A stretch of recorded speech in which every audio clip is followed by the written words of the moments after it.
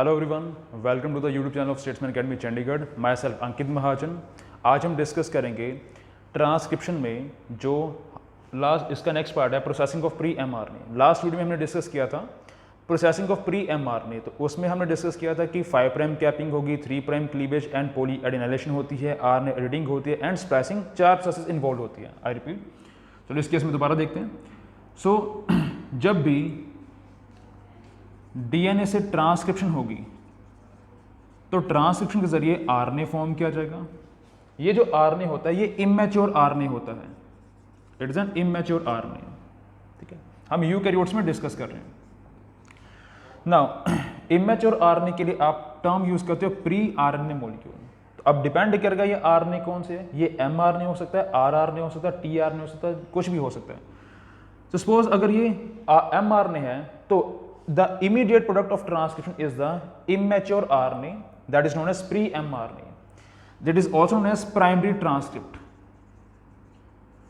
So इस immature RNA को हम mature RNA में convert करेंगे तो mature RNA को आप simply mRNA से represent करते हो। मैसेंजर RNA है तो DNA से जब ट्रांसक्रिप्शन होगी कोई भी RNA फॉर्म किया गया, अगर वो मैसेंजर आरएनए फॉर्म किया गया तो वो मैसेंजर आरएनए पहले इमैच्योर था, इमैच्योर को हमें मैच्योर करना था। नाउ इमैच्योर से मैच्योर में कन्वर्ट करने के लिए हम यूज करेंगे प्रोसेसिंग। प्रोसेसिंग होती है, जैसे लास्ट वीडियो में हमने डिस्कस किया था कि प्रोसेसिंग में कौन कौन सी प्रोसेस इन्वॉल्व होगी। दो ज़्यादा 5 prime capping, second 3 prime cleavage and poly adenylation,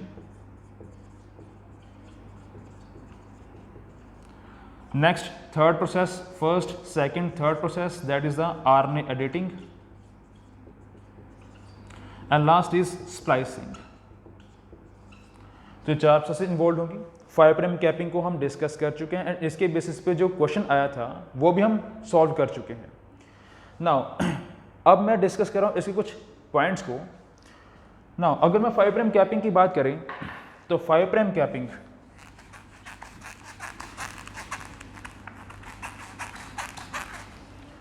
जो 5 प्राइम कैपिंग प्रोसेस है ये को ट्रांसक्रिप्शनल प्रोसेस है। को ट्रांसक्रिप्शन मतलब इट इज ए को ट्रांसक्रिप्शनल प्रोसेस। सो अभी ट्रांसक्रिप्शन कंप्लीट नहीं हुई थी, अभी ट्रांसक्रिप्शन कॉन्टिन्यूड थी, ट्रांसक्रिप्शन कंप्लीट नहीं हुई, ट्रांसक्रिप्शन कॉन्टिन्यूड थी, उसके साथ ये स्टार्ट कर दिया जाएगा। हम डिस्कस कर चुके लास्ट वीडियो में कि प्रमोटर क्लियरेंस के बाद ये प्रोसेस को स्टार्ट कर दिया जाता है। वेयरएज ये जो बाकी 3 प्रोसेसेस हैं these are the post transcriptional processes. Transcription complete होने के बाद that is post transcriptional process, ये तब परफॉर्म की जाएगी। नाउ कोई भी प्रोसेस है उसके लिए डिफरेंट एंजाइम्स पार्टिसिपेट करेंगे। नाउ हम डिस्कस करें अभी ट्रांसक्रिप्शन कॉन्टिन्यूड थी तो ट्रांसक्रिप्शन अभी चल रही है, इट मींस आरएनए पॉलीमरेज काम कर रहा होगा। जो आरएनए पॉलीमरेज है वो काम कर रहा था। सो यूकैरियोट्स में हमारे पास 5 डिफरेंट टाइप के आरएनए पॉलीमरेजेस रेस्पॉन्सिबल होते हैं, सभी डिफरेंट आरएनए को फॉर्म करता है। फॉर एग्जांपल अगर मैं एमआरएनए की बात करूं तो एमआरएनए को फॉर्म करने के लिए स्पेसिफिक आरएनए पॉलीमरेज पार्टिसिपेट करेगा जिसका नाम है RNA polymerase 2। Now RNA polymerase एक एंजाइम है। इस एंजाइम की बात करें तो ये इस एंजाइम में आपको कुछ लार्ज सब यूनिट्स मिलते हैं। It is made up of large subunits as well as small subunits. Total number of subunits की बात करें तो इसके पास 12 सब यूनिट्स होते हैं, इसके पास टोटल 12 सब यूनिट्स हैं। तो 12 में से कुछ लार्ज हैं, कुछ स्मॉल सब यूनिट है। जो लार्जेस्ट सब यूनिट है उसका नाम है लार्जेस्ट सब यूनिट, उसका नाम है RBP1। So this is the name of the largest सब unit of the RNA polymerase 2।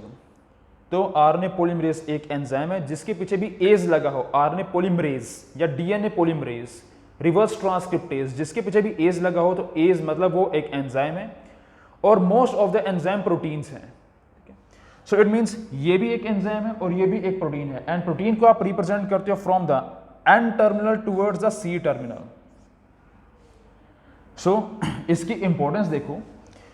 Now ये बोला गया आरएनए पॉलीमरेज 2 के लार्जेस्ट सब यूनिट दैट इज RBP1 के सी टर्मिनल डोमेन पे आपको 7 अमाइनो एसिड की रिपीट्स मिलती हैं, 7 अमाइनो एसिड्स की रिपीट मिलती हैं। Those are tyrosine, tyrosine, serine, proline, threonine, serine, proline, serine. So हमारे पास आरएनए पॉलीमरेज 2 के लार्जेस्ट सब यूनिट जिसका नाम RBP1 है, इसके सी टर्मिनल पे आपको ऐसे tyrosine, serine, proline, threonine, serine, proline, serine 7 amino acid की मल्टीपल रिपीट्स मिलती हैं। ना इसका रोल क्या है यहाँ पे? ना ये बोला गया जो 5 प्राइम कैपिंग है, चाहे कोई भी प्रोसेस हो, इसमें इस पार्ट का बहुत बड़ा रोल है। कैसे?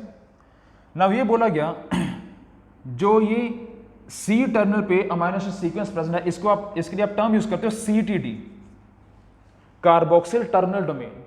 तो आरएनए पॉलीमरेज 2 के लार्जेस्ट RBP1 पे CTD प्रेजेंट है। CTD means multiple amino acid की रिपीट प्रेजेंट है, 7 अमीनो एसिड की रिपीट प्रेजेंट है। नाउ कैपिंग हो चाहे कोई भी प्रोसेस हो, इसको परफॉर्म करने के लिए सारे एंजाइम्स यहां पे बाइंड करेंगे, चाहे कैपिंग है, चाहे क्लीवेज पॉलीएडाइलेशन है, चाहे आर्निडिंग है, चाहे स्प्लाइसिंग है। सभी प्रोसेसेस को परफॉर्म करने के लिए एंजाइम्स यहां पे बाइंड करेंगे। यहां पे कब बाइंड करेंगे? जब इस CTD की हो चुकी होती है फॉस्फोराइलेशन। जब इस CTD की हो जाती है फॉस्फोराइलेशन, इस कार्बोक्सिल टर्मिनल डोमेन के ऊपर कोई काइनेस एक एंजाइम है जो फॉस्फेट ग्रुप को ऐड करता है। जब काइनेस इसके ऊपर फॉस्फोरेशन परफॉर्म करेगा, इन अमीनो एसिड के ऊपर फॉस्फोरेशन परफॉर्म करेगा, तब इसके साथ तो फर्स्ट स्टेप ये हुआ, सेकंड स्टेप ये हुआ, पहले फॉस्फोरेशन होगी, फिर इस डोमेन के ऊपर एंजाइम्स बाइंड करेंगे, फिर वो इस प्रोसेसेस में रोल प्ले करेंगे। सो आई होप यहां तक क्लियर होगा। नाउ इसके बेसिस पे क्वेश्चन आया था, तो 5 प्राइम कैपिंग हम पहले डिस्कस कर चुके हैं, अभी मैं उसका एक और पार्ट शो कर रहा हूं कि यहाँ पे चाहे कैपिंग हो चाहे कोई प्रोसेस हो, उसको परफॉर्म करने के लिए एंजाइम्स आरएनए पॉलीमरेज 2 के लार्जेस्ट सब यूनिट के CTD डोमेन के ऊपर बाइंड करते हैं। सो इसके बेस पे क्वेश्चन आया था, आपको पिक्चर में क्लियर होगा, पॉज करके उसको सॉल्व करना। ठीक है, मैं अभी उसको साथ में सॉल्व कर रहा हूं। नाउ क्वेश्चन आया था कि eukaryotic mRNA have an enzymatic appended cap structure consisting of a 7-methyl guanosine residue joined to the initial 5' nucleotide of the transcripts. Given below are a few statements regarding capping. Capping के regarding कुछ information given है। Capping हम previous video में discuss कर चुके हैं। अगर आपको कैपिंग के पॉइंट्स, अगर आपने उस वीडियो को नहीं देखा या कैपिंग पॉइंट्स भूल चुके हो तो आप प्रीवियस वीडियो को पहले देखो।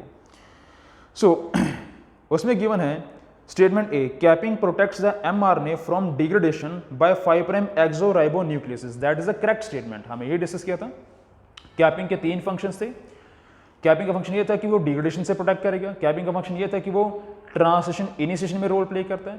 कैपिंग का फंक्शन ये है कि वो mRNA को ट्रांसपोर्ट करने में रोल प्ले करता है। कहां से transport? From the nucleus toward the cytoplasm.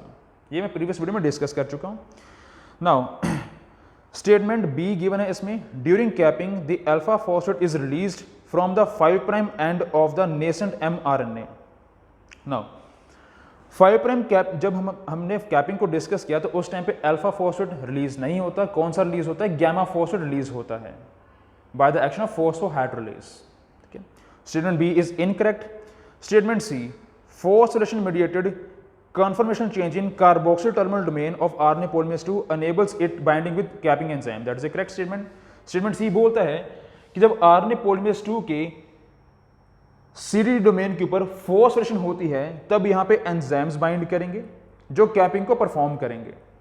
That is the correct statement. And last statement D भी मैं प्रीवियस वीडियो में डिस्कस कर चुका हूं कि कैपिंग के टाइम पे 5' ट्राइफॉस्फेट बॉन्ड को फॉर्म किया जाता है।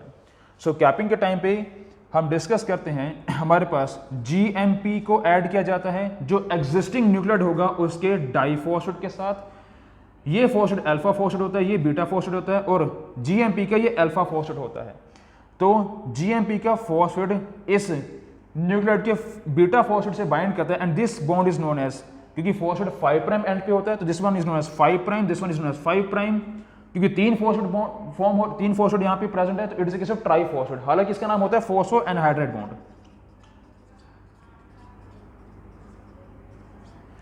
सो वो बॉन्ड जो 2 फॉस्फेट्स को अटैच करे that is known as phosphoanhydride bond.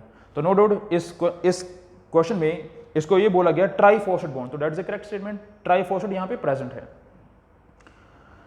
During capping of 5' triphosphate bond is form between the beta phosphate of the nascent mRNA and alpha phosphate of the GTP।